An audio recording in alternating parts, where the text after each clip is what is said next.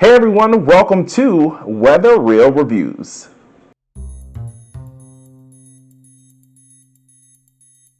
My name is Marcus Walter. I'm a broadcast meteorologist and news anchor, and for Weather Real Reviews, we'll be doing just that, reviewing weathercasts and weather reels from all across the country, from meteorologists working hard in the field and those looking to enter the field.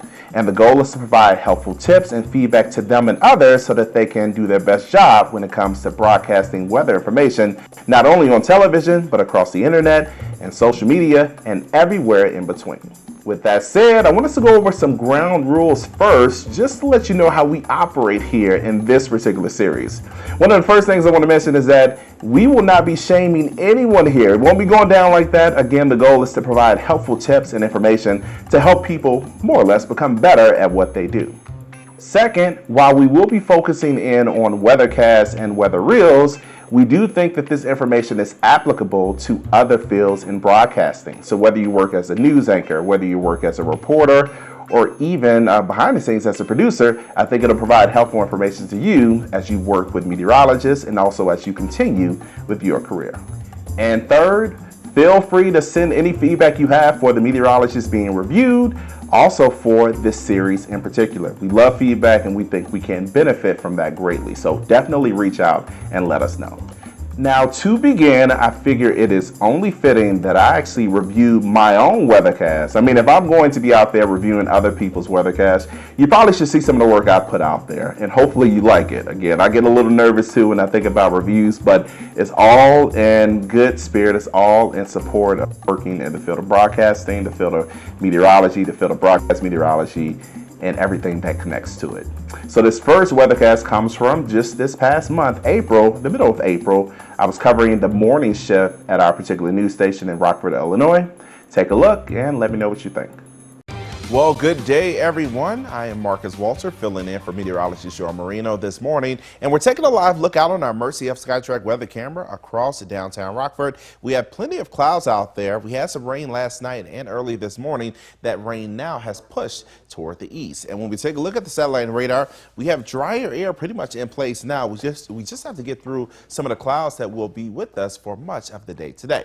But the big story going forward, at least one of them, one of the big pieces of the story is the temperatures. We're talking about temperatures today in the upper 60s. Tomorrow will be in the low 60s, but then Saturday, temperatures in the low 80s, well above normal for this time of year and getting close to some record temperatures for this time of year across our region. And as we take a look at temperatures widespread on Thursday, temperatures likely in the mid and upper 60s by the time we get throughout this afternoon. So if you have any outdoor plans, maybe you were thinking about doing some gardening before the weekend, today will be a good day to do it. Looking ahead to Friday afternoon, temperatures widespread in the mid 50s, upper 50s, even some low 60s out there. But then it gets very warm as we head towards Saturday, temperatures in the low 80s in many areas. Now, we are also talking about some wet weather moving through, and we'll have some very heavy rain as a warm front sets up just south of our region.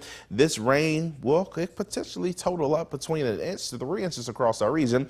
We're also talking about a limited threat for severe weather, so this is something to look out for. It will make a big impact for you on your Friday. But as we talk about temperatures for today, upper 60s, we're staying mainly dry, decreasing clouds, and the 7-day forecast shows that rain showers likely Friday, even some storms Saturday. So as I'm watching this weather reel, one of the first things I thought about was more or less a tip I'll pass along to you all. Tip number one, making sure you're always explaining why the weather is happening. And I think I did a pretty good job of explaining why the skies were clearing. I mentioned that a cold front was exiting. We have drier air moving in behind it.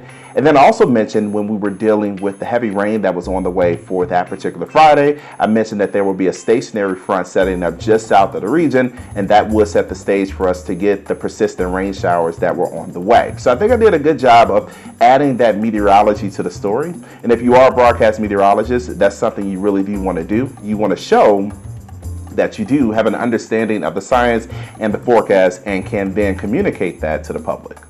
All right, so the next thing I think about when it comes to this particular recording or this particular broadcast and just working in weather in general it's always about pacing yourself, and that includes breathing, that includes the rate at which you go through your graphics. And I think I did a pretty good job of pacing myself and going through the graphics given the time that I have.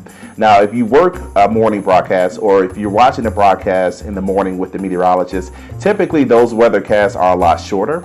So you have to figure out how many graphics you can actually cover within the time. And it can be a lot of pressure because sometimes your time may get cut. So you may have to speed up how quickly you're going through your show, but at the same time, not speed up how quickly you speak, so that way people can understand and follow. And so I think I did a pretty good job, given that I had about 1 minute 50 seconds to do the weathercast. I think I did a good job actually getting through my weathercast in a way that people understood, that they could follow, and they knew what was happening with the forecast by the end of the presentation. And then that brings me to a third point, and it comes down to word count. A lot of times when we're under time pressure, we can feel the pressure to try to fit in as many words as possible to try to get your point across. But less is more when it comes to broadcasting, at least in my opinion, and I think a lot of people would agree with that. So the less words, the more focused your words can be, the better, the easier it will be for people to understand at home. So if you're a weathercaster, presenter, host, producer, and you're thinking about how do we put this weather content together, how do we present it to the people, definitely think less is more when it comes to word count, because that way it just will allow people to follow along better. All right, well, let me know what you think about this particular weathercast. Let me know if you have any other tips or feedback for me, or if you have just some comments you want to add. Again, I love doing weather, but also like working as a news anchor as well.